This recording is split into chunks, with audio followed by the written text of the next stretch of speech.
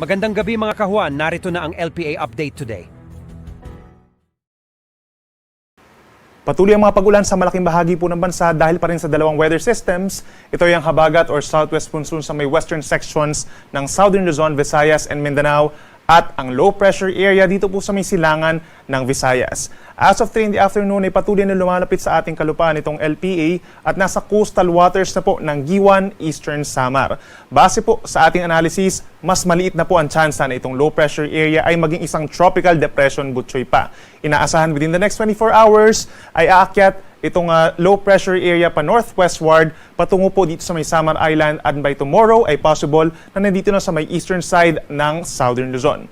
Base rin sa ating analysis, kaya mababa na yung chance na ito yung maging isang bagyo pa ay dahil sa mataas na vertical wind shear. So ibig sabihin po ng mataas na wind shear, yung mataas at mababang parte ng atmosphere ay magkaiba po yung lakas or bilis ng hangin kaya madaling masira po yung ating circulation at isang reason na rin po ay dahil malapit na ito sa ating kalupaan. Gayunpaman, dahil ito ay low pressure area at tatawid dito sa ating kalupaan ay malaking bahagi pa rin po ng bansa ang magkakaroon ng mga pag-ulan at minsan po ay magiging malakas ito. Simula ngayong hapon hanggang bukas ng madaling araw, mataas ang tsansa ng ulan, Bicol Region, malaking bahagi ng Visayas, Caraga Region, at dito rin po sa may Marinduque and Romblon.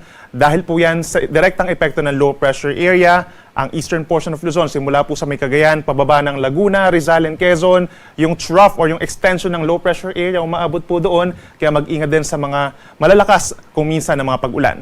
Ang natitirang bahagi ng Calabarzon plus rest of Mimaropa and Metro Manila and rest of Mindanao may epek po ng southwest monsoon or hanging habagat. So asahan din yung paminsan-minsang malakas na ulan at may mga localized thunderstorms pa kung mapapansin po nila sa ating latest satellite animation dito sa natitirang bahagi ng Luzon. By tomorrow, araw ng Thursday, that's July 18, asahan pa rin pong epekto ng low pressure area plus southwest monsoon sa malaking bahagi ng Luzon, particularly dito sa may southern portions. Ang Bicol Region makakaranas pa rin po ng moderate to heavy na mga pag-ulan, gayon din ang Romblon, Marinduque, and Oriental Mindoro and southern portion of Quezon. So mag-ingat po sa mga posibleng pagbaha at pagguho ng lupa at doon sa mga pagragasa po ng tubig at lagi magantabay sa ating mga heavy rainfall warnings and rainfall advisories. Meron din kalat-kalat na ulan and thunderstorms over Metro Manila, rest of Calabarzon, magang dito rin po sa may Aurora, Isabela, and Quirino, epekto ng trough ng low pressure area na nandito po sa may areas ng Sorsogon, Masbate, and Romblon, kaya't mag-ingat din po sa mga posibleng pagbaha at pagguho ng lupa habang ang natitirang bahagi pa rin ng Luzon, dito sa may Northern Luzon and parts of Central Luzon, asahan pa rin ang bahagyang maulap hanggang maulap na kalangitan kagaya ngayong araw at mataas pa rin ang tsansa ng mga pag-uulan at pagkidlat pagkulog pagsapit ng hapon hanggang gabi.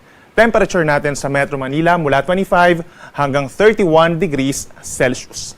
Sa ating mga kababayan sa Palawan, Visayas, and Mindanao, asahan pa rin po ang makulimlim na panahon dahil sa pinagsamang epekto ng southwest monsoon at dito rin po sa low pressure area sa hilaga ng Visayas.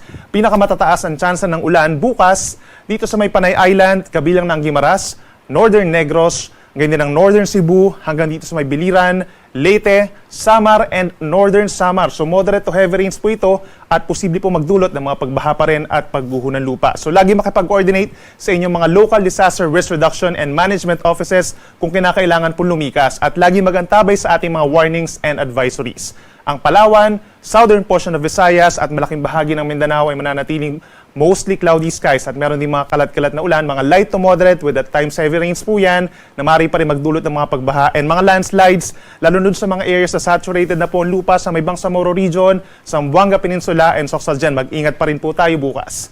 Temperature natin sa malaking bahagi ng Kabisayaan and Mindanao ay hindi hihigit po sa 30 degrees Celsius dahil sa makulimlim na panahon.